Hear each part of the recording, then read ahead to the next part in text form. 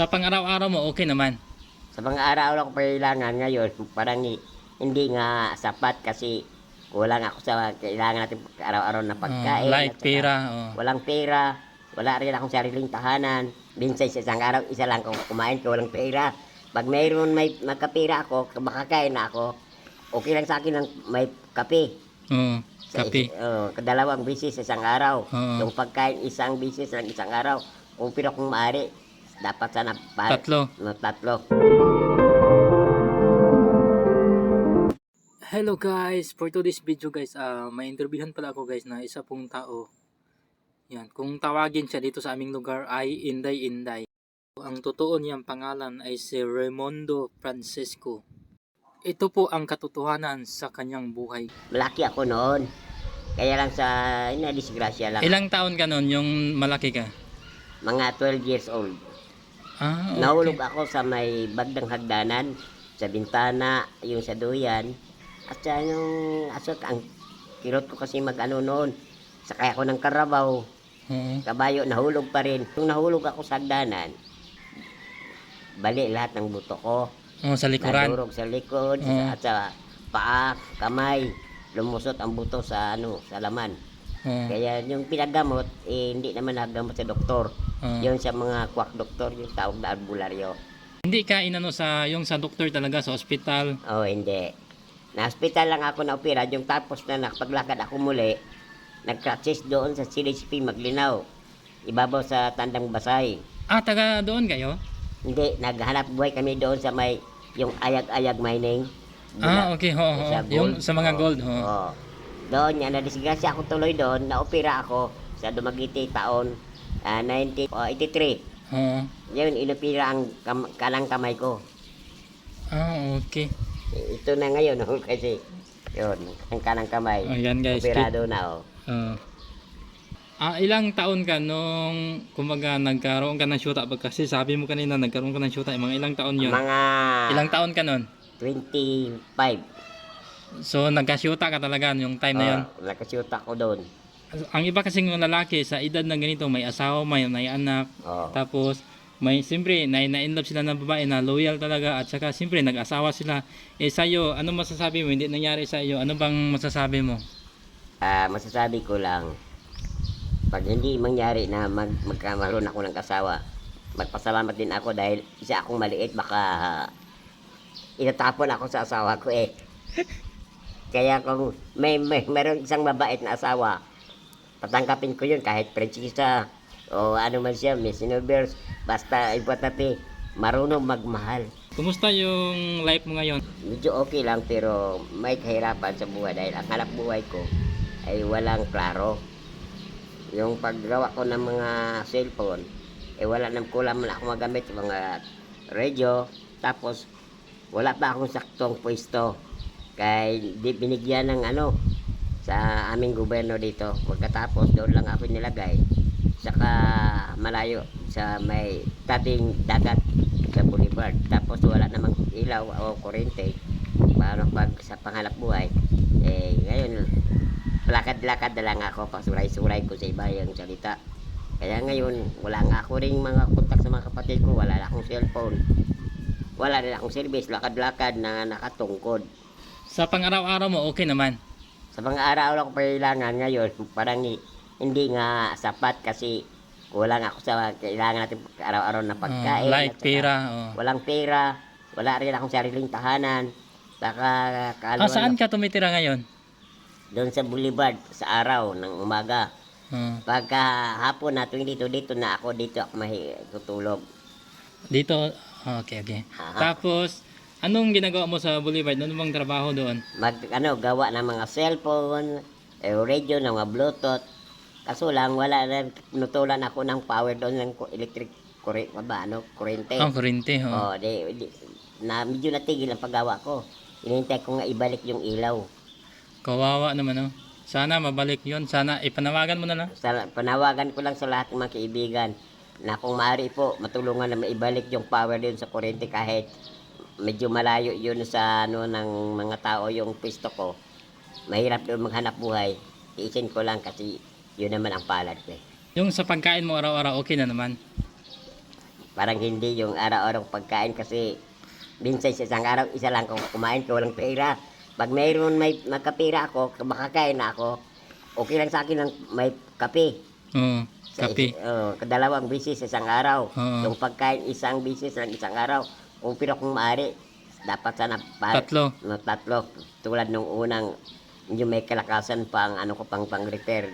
Yung dito pa ako sa So ngayon mahina na talaga. mahina na kasi doon ako sa malayo inilagay sa tabing dagat. Okay. So ano bang gusto mo mangyari? Anong gusto mo? Dito ka Dito sa market ang sa gusto market ko. talaga ang gusto Oo. mo. And may pwesto.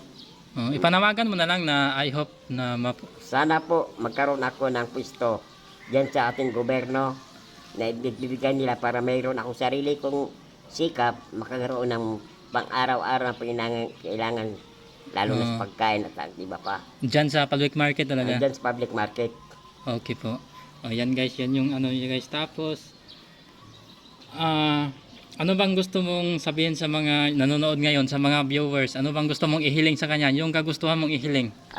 Sa mga kaibigan ko dyan sa mga viewer, kung maaari lang po sana bigyan nyo ako ng magandang cellphone para pang communication yun sa ano, kahit murahin lang sa mga kapatid ko na sa malayo kasi matagal na hindi ko sila nakita. Wala kayong communication. Wala. At sa ano, paglalakad ko, kailangan ko yung mayroon akong service kahit na yung tinatawag na eco-bike, yung 4 na gulong o 3 gulong, yung maliit lang, hindi malaki. So kung yung mga ganyan, magkano ka? Siguro may nagsabi sa akin na kaibigan na mayroon daw 15,000 doon sa ano, sa bandang Dumaguete. Andun din sa Bayawan mayroon 13,000. Okay. Kasi guys, kawawa naman talaga siya guys. Ito guys, ipakita ko sa inyo guys. Ayan, ganyan siya kalaki guys. Ayan. Ayan guys. Ayan. Kawawa talaga guys. Ano yung height mo? 3/4. Sa ganyan kalaki yung katawan mo or sa ganyan katangkad ka, ano bang yung may karamdaman ba or ano bang na-feel mo sa katawan mo? Wala namang sakit. Wala naman. Ito lang minsan usahay magkaroon ng ubo. Tulad din ng mga karaniwang mga ano may inuubo. Siguro sa panahon lang yon. At saka yung mga kamay ko kasi kailangan ko na yung mga gamot na yung parang namamaga yung mga kamay ko. Lamig. Kasi sa lakad-lakad siguro no. Kailangan ko ng vitamin. Vitamina. Vitamin Vitamins. sa mga buto. Kaso lang hindi nakapagkuhan ng gobyerno sa akin. Noong una meron. Upos na yun. Paano? Wala naman pangbili yun. Yun lang. Kawawa talaga guys kasi wala kang kamag-anak dito no? Sa malapit. Wala. Meron mga kwan pero medyo nasa mga 5th degree. So malayo na yan. Malayo na. Malayo. Yung ano talaga andun sa Manila. Manila. Tapos yun guys, ang gusto niyang mangyari guys na mabigyan siya po ng cellphone na kahit yung murahin lang daw para may communication siya daw sa kamag-anak niya andun sa Maynila. Tapos andun pa daw sa labas. Ilang years na wala kayong communication? Mahigit 20 taon. 20 taon guys. Yan, kawawa talaga guys. Kaya sa mga followers dyan, sa mga viewers, baka may maibigay po kayo sa kanya na yung cellphone kahit murahin lang talaga na may communication siya daw. Ano pang masabi mo? Magpasalamat ako sa kanila sa mga kaibigan ko. Kung makatulong mo sila sa akin, Diyos na ang bahala sa inyo. Yun na. At sana, yung kailangan ko, maaasahan ko yun. Pagdating ng panahon. Magtanong ako ulit, ilang taon ka ngayon na? 65 na po ako. Yan, 65 na guys. Isang orthopedic at senior citizen. Pero hindi naman buwan-buwan makatanggap ng tulong sa gobyerno. Pang-6 na buwan bago daw. Kaya kung hinintay ko yan, baka patay na ako sa gutom doon. Kaya kailangan talaga may source of income sa araw-araw na. Kailangan ko yung source of income araw-araw. Kaya dapat sana yung pwesto ko nasa Tiangge. Yung hanap buhay ko na pang sarili, yung panggawa man lang ng mga cellphone, radio, bluetooth. Kaso lang kulang nga ako sa gamit doon kasi ninakaw nung una napasukan yung tindahan? yung ano ko napasukan, kinuha yung mga pisa at mga iba pa at hindi naman ako nagsumbong ako sa pulis, wala namang nagawa. Oo, kawawa Ayun lang talaga na. hirap ko. Oo. Ang yung nawawala sa akin ng mga kagamitan ay binibilang ko parang 15,000 yun. Sobrang dami, no? Oh, ang pisa yung pang ano, pang kapit ng mga yung Bluetooth, Oo, radio, oo. at saka sa cellphone. Natangay rin pati yung mga gamit ko sa pang-repair. Oo, kawawa talaga. Tapos sa ngayon, anong ginagamit mo para... Nakabili ako ng konti yung mga kagamitan pero hindi masyado na maigawa ang iba kasi kulang na kulang. Okay, okay. Okay. At yan guys, yun yung kahilingan niya na isa sa pangarap niya na mabigyan siya po ng mga yung kagamitan sa pang-ayos ng cellphone, radio, yung mga ganyan. Magkano ka ha? Siguro mga higit mga 20. Oo, 20,000 guys. Dala na yung mga laptop, mga ano, yung tablet, pwede yung mga flat screen TV, dala na yun. Marunong din ako dyan. Isa akong electronic, kaso lang, walang gamit. Okay. Yan, isa pala siyang electronic guys. Kaya pala marunong siya sa lahat ng klase ng cellphone, no? Lahat, laptop, computer, lahat ng gamit. Sabi nga nila, pwede ka magawa ng ano, magawa ko yung washing machine. Kung pwede, baka ako mapasok. Kasi maliit ako, di ako makaya yun pag ano. Yun ang kaya kong abutin at buhatin. Yun ang gawin ko. Kung ganun mga bagay, marunong din ako. Isa akong electronic. Kahit mga anong makina malaki, pwede rin. Kaso lang, ang bigat, hindi ko kaya. So, wala ka nang ibang sabihin? Hilingin, yun lang? Well, yun lang. Kung humingi ako ng tahanan, may bigay ba ninyo? Wala nang siguro. Kasi wala akong sariling tahanan, walang bahay. So, dito ka lang, Patabi-tabi kahit saan lang? Kahit saan lang ako. Doon ako makahiga, doon ako mahiga. Kung doon ako mag-repair, doon ako mag-repair. Safety lang naman, wala namang mga ano sa'yo, yung mga taong masama. Wala naman.